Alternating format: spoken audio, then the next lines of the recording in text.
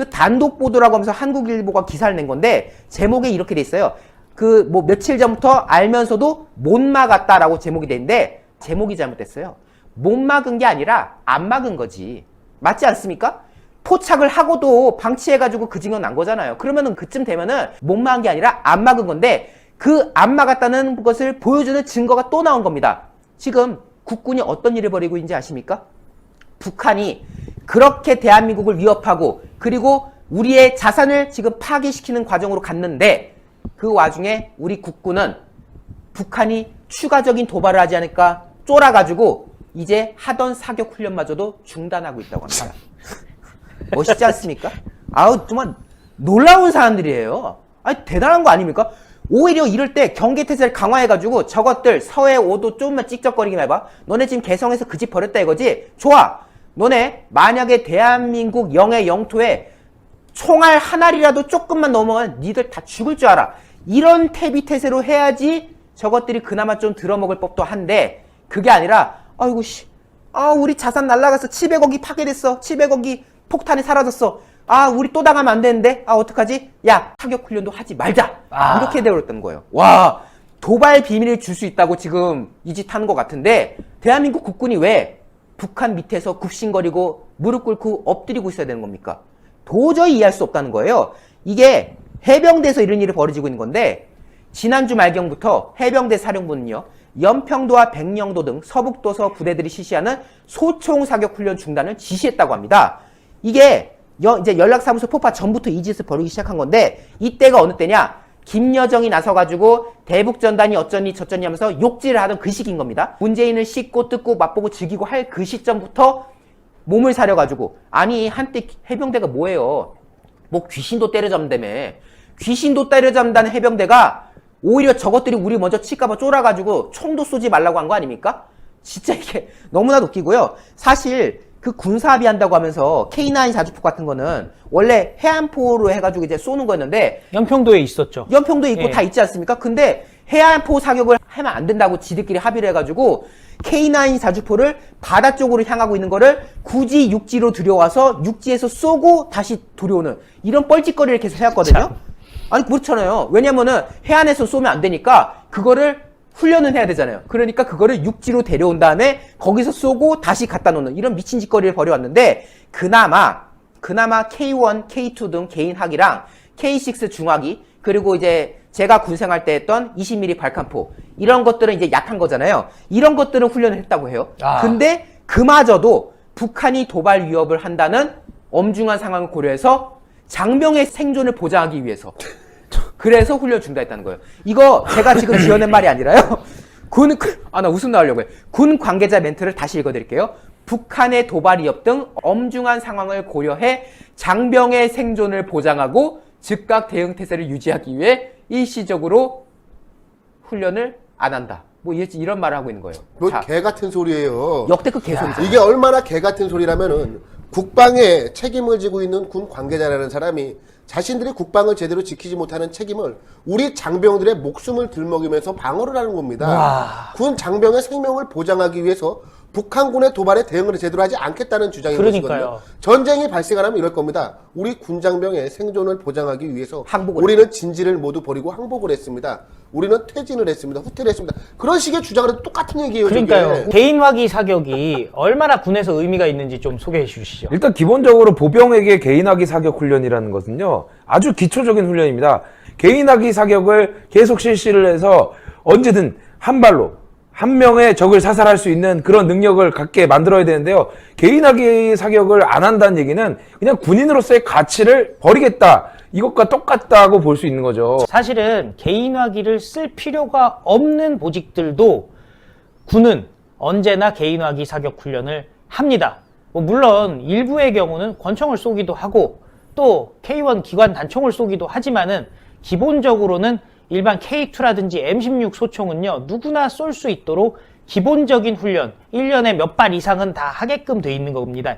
이건 꼭 소총수뿐만이 아니라 행정병들도 다 쏘는 거예요. 그런데 그런 개인화기 사격을 하지 말라고 했다는 것은 더 이상 군인이 아니다라는 얘기입니다. 그리고 개인화기 훈련을 해야지 유사시에 적병들이 침투를 했을 때 자기를 지킬 본인 수 있어요. 스스로를 지킬 수 있는 거 그럼요. 아니에요. 예. 그러니까 이게 지금 얼마나 앵앵이 같은 소리를 하고 있는 건지 개인의 생명을 지키기 위해서 하는 게 개인화기, 소총사격 이런 거 아닙니까? 근데 이 사람들은 궤변이 늘어나요. 장병의 생존을 보장하기 위해서 소총사격을 하지 않겠다? 뭔 개 같은 소리야. 그리고 뭐 이런 말씀을 하긴 좀 뭐하지만은 당연히 우리 국군 장병들의 생명은 소중한 겁니다. 제가 우리 국군 장병의 생명을 경시하려고 하는 말은 아닌 건데요. 만약에 도발 상황이 벌어진다면은 대한민국 국군의 역할이 무엇입니까? 전선에서 국민을 지키기 위해서 나아가는 거 아니겠습니까? 그게 바로 군인의 자세 아니겠습니까? 그런데 군 관계자의 말로는 믿기지 않는 말하고 있는 거예요. 장병이 왜 있냐면요, 국민을 지키기 위한 거예요. 그 과정에서 희생이 있어서는 안 되겠지만은 만약에 싸우는 과정에서 희생을 통해서 나라를 지킬 수 있다면은 또 그것도 어떻게 보면은 아주 숭고한 일 아니겠습니까? 그럼요. 그런데 이 사람 봐요. 장병의 생존을 보장하기 위해서 훈련을 포기한다. 자, 박완석 부장 말대로요. 아마 전쟁 나면 이럴 거예요. 우리 국군 장병의 생명은 아주 소중하니까 우리는 그저 총 한 발 쏘지 않고 총 왜 쏴? 총 쐈다고 우리가 맞아 죽으면 어떡해? 항복하면 되지. 항복하면 죽을 일은 없을 거 아니야. 그저 포로가 될 뿐이지. 이 짓은 하지 않을까. 이 군의 앵앵이 같은 짓거리에 많은 분들의 분노가 이어지고 있습니다. 그리고 제가 좀 충격을 받았던 부분이요. K9 자주포를 육지로 반출한 후 사격 훈련을 해서 다시 돌아왔다 이러는데요. 이거 정말 말이 안 되는 겁니다. 왜냐면 그 사격의 대상이 되는 그 공격 지점을 언제나 데이터를 딱 넣어놓고 거기에다가 쏴야 되는 거거든요. 아무리 빈포라고 해도 그쪽에다가 사격 훈련을 해야 되는 겁니다. 그런데 사실은 이번 정권 들어서 제가 갖고 있는 정보에 따르면요. 반출하기 전에도요. 북쪽을 향해서 훈련을 한 적은 없다고 합니다. 남쪽의 바다를 향해서 훈련을 하곤 했다고 하는데요. 이제는 아예 육지로 반출해서 훈련을 하고 돌아온다. 이거 정말 전력 손실이 아닐 수가 없는데요. 문재인 정권 도대체 뭐가 걱정이 돼서 그러는 건지. 지금 얘기하면 군장병의 생명이 위협이 될 수 있다고 얘기하는데, 그럼 만약에 북한에서 수많은 상륙함들과 호버크래프트들을 갖고 쫙 와가지고 우도라든지 서해 우도를 점령하겠다고 온다면 내줄 건가요? 예전에 김대중 정권 때 그 김대중 정권도 그렇게 북한을 세상 좋아했지 않습니까? 그런데 그 월드컵이 한창이던 그 시절에 제2연평해전이 그때 터졌습니다. 그게 나중에 영화화도 되긴 했는데 그 제2연평해전이 왜 그 당시 큰 피해가 났습니까? 북한이 분명히 침범을 했어요. 그럼 침범하면 거기에 대해서 엄중하게 경고사격하고 조치를 취했어야 된 건데 저쪽에서 쏘기 전까지는 우린 대응하지 말아라. 그거 한 거잖아요. 그래가지고 저쪽에서 선빵 갈겨가지고 우리 장병들이 먼저 희생을 당하고 그제서야지 대응을 하는 그런 뻘짓거리 하는 바람에 많은 희생이 있었고, 근데 그 와중에 김대중이라는 사람 뭐 했어요? 그 도쿄 가가지고 월드컵 결승전 구경하러 가지 않았습니까? 그런 참극을 우리가 지켜봤는데 지금 그 사례가 또 벌어질 것 같습니다. 말씀하신 대로 만약에 서해 오도든 어디든 간에 어디 섬 하나를 딱 군데 얘들 정해가지고 상륙함을 많이 보낸다고 쳐요. 아마 우리 군 못 쏠걸요? 걔들이 넘어와가지고 섬 코앞에까지 얘들이 와도 확전자재. 아니야, 쟤들 뭔가 좌표를 잘못 찍어서 그런 걸 거야. 이 짓 하다가 먼저 또 선빵 맞아가지고 또 대응 못해서 만약에 섬이 공격당하는 상황이 벌어진다면 그때 과연 이 정권이 어떤 말을 하겠습니까? 제가 한 말이 과연 허언일까요? 저는 허언이라고 생각하지 않습니다.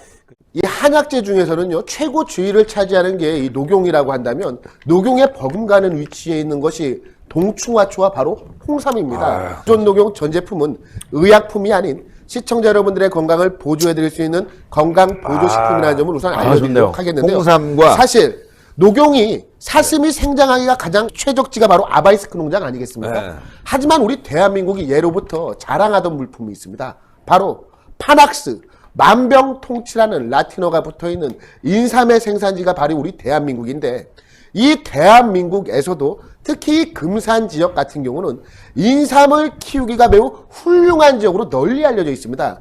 예로부터 금산 인삼 무척 유명하지 않았겠습니까? 그리고 이 인삼보다 홍삼 같은 경우는요, 인삼을 쪄서 빨갛게 만드는 것이 바로 이 홍삼 아니겠습니까? 훨씬 더 영양 성분이 풍부하다라고 합니다. 금산 홍삼과 아바이스크의 농장의 녹용이 만나서 퓨전해서 만들어진 게 바로 이 구전 녹삼. 그것도 신의 한 수 단독 특가 3박스 90개요, 90개. 이 90개를 24만 8천 원에 소개를 시켜드리고 있는데요. 이게 정말 진기한 기회인 게 무엇이냐면 지금 최초로 생산이 되었기 때문에 신의 한 수에서 최초로 한정 물량입니다. 1000박스가. 오직 신의 한 수만 제공을 하고 있고 정상가에서 무려 40%를 할인한 가격입니다. 그리고 처음 드시는 분들이 이번에 구전 녹삼을 시작을 하시고 3박스를 받는 것 아니겠습니까? 한 박스는 내가 먹고 2박스는 감사한 분들에게 선물로 드리면 되는 거예요. 선물로 받는 분 같은 경우도 구전 녹삼 한 박스를 받으면 얼마나 흐뭇하시겠습니까?